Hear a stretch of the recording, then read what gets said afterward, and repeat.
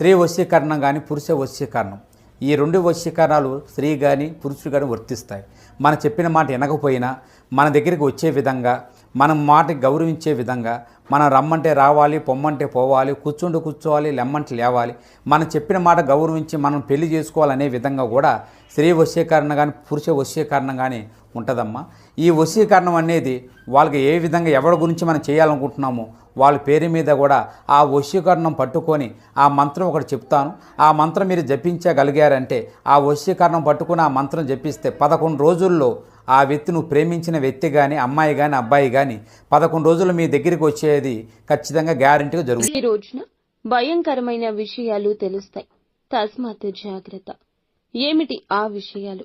ఎటువంటి ఫలితాలు ఈ రాశి జాతకులు ఈ రోజు పొందుకోబోతున్నారు? తదితర అన్ని వివరాలు వీడియోలో తెలుసుకుందామండి.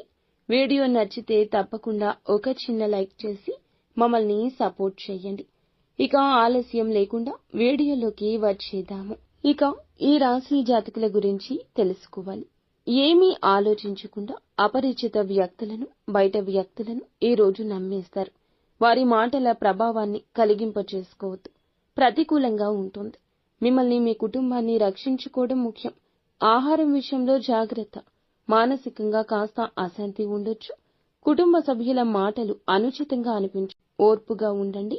అనవసరమైన ఖర్చులు చేయొచ్చు. కొత్త పనులు ప్రారంభిస్తారు. మాట, ప్రవర్తనపై నియంత్రణ ఉండాలి. భౌతిక వనరుల పెరుగుదల ఉంది. అనవసరంగా కోపం తెచ్చుకోవద్దు.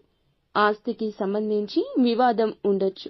పిల్లలకు బాధ్యత అప్పగిస్తే దాన్ని వారు నిర్వర్తిస్తారు. విదేశాలకు వెళ్లి విద్య అభ్యసించాలన్నా, వేరే ప్రాంతానికి వెళ్లి చదువుకోవాలన్నా విద్యార్థుల యొక్క కోరిక ఈ సమయంలో నెరవేరుతుంది.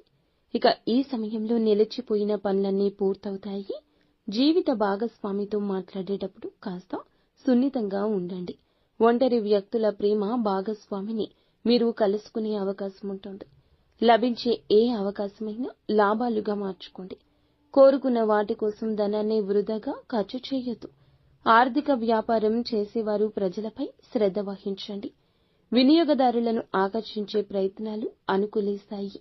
ఉద్యోగంలో పనిపై పూర్తి శ్రద్ధ వహించండి. లేదంటే ఏదో ఒక అకారణంగా ఉన్నతాధికారులు మీకు తిట్ల దండకాలు మొదలు పెడతారు.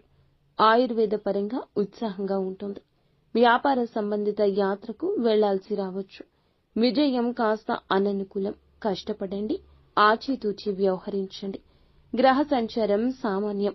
శ్రమించినా కూడా అంత ప్రతిఫలితం ఉండకపోవచ్చు. ఇక మీకు భవిష్యత్తు బాగుంటుంది. కార్య సాధన కోసం మొదలుపెట్టిన పనులన్నీ కూడా మధ్యలో అస్సలు ఆపొద్దు. ముఖ్యంగా ఈ రోజు అన్నీ కూడా అనుకూలంగా ఉండబోతున్నాయి. పెద్దల యొక్క ప్రోత్సాహకం ఉంటుంది. రావాల్సిన ధనం చేతికి అందుతుంది. కాస్త ఆలస్యం అయినా అందుతుంది. ఓర్పుగా ఉండండి. ఖర్చులు తగ్గించుకుంటే మంచిది. శుభ కార్యక్రమానికి ఈ రోజు హాజరవుతారు. ఆవేశం వల్ల కొన్ని పనులు చెడిపోవచ్చు. అకాల భోజనం ఆరోగ్యాన్ని ఇబ్బంది పెట్టొచ్చు. చిన్న చిన్న విషయాల్లో అలజడి రేగొచ్చు. ముఖ్యంగా ఆకస్మికంగా ఒక భయంకరమైన విషయం వినబోతున్నారు.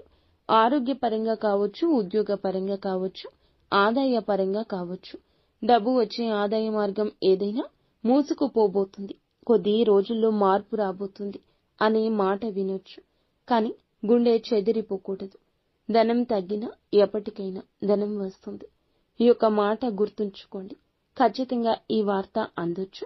ప్రతికూలత అనుకూలంగా మార్చుకోవడానికి నిత్యం శివారాధన, విష్ణు సహస్రనామ పారాయణం చేసుకోండి. అంతా మంచి